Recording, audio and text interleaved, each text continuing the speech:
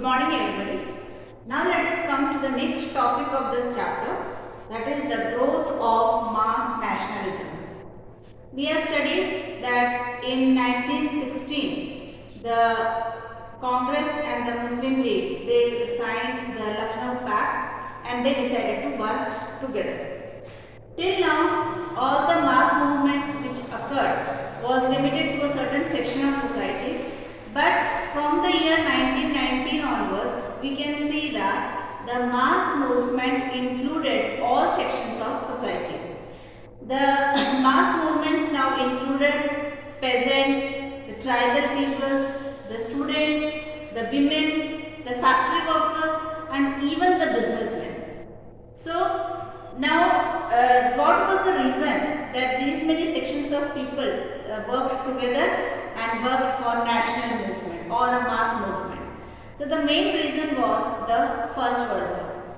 The First World War occurred between 1914 to 1918, and during the First World War, the British spent a lot of money for military, because the equipments have to be brought, so much of food grains are to be sent to these people who are fighting for the First World War. So because of the rise in defense expenditure, that is in the military expenditure, when more money was required, the only way to increase the money was to increase the tax of the common people. Now the increase in the taxes were both from the common people and from the business group. So the business groups who reaped the profit, much of their profit went in the form of tax, and for the normal people also the tax was too much. So increased military expenditure and demand for the war supply, that not only increased the taxes but also increased the price of the goods. As you know that when demand is more, the price becomes high.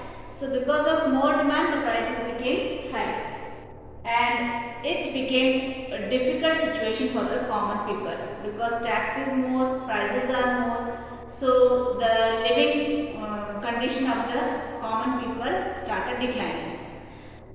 Moreover, the expansion of the army, that means when people die in the army, more people are recruited. So more and more people were required in the army, and for immediate supply of the people in the army, the British approached the village heads and asked the village heads to supply soldiers from their villages.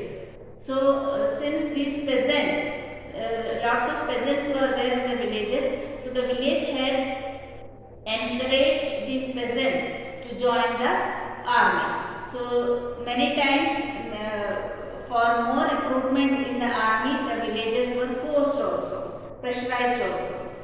Now when these soldiers fought in the First World War, they many times were sent abroad. Abroad means in other countries, like they were asked to go to Sri Lanka or Burma or some other country where they had to fight for the British.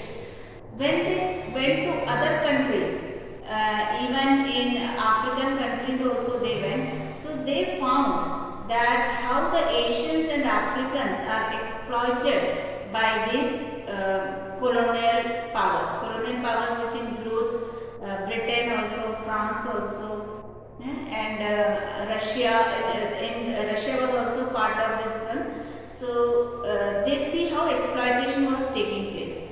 So this gave a sense to them that they should not allow these imperialist powers to exploit them. So when they came back after the war, they came with an understanding the ways in which how imperial powers are exploiting people, and with a desire to oppose these colonial rules in India.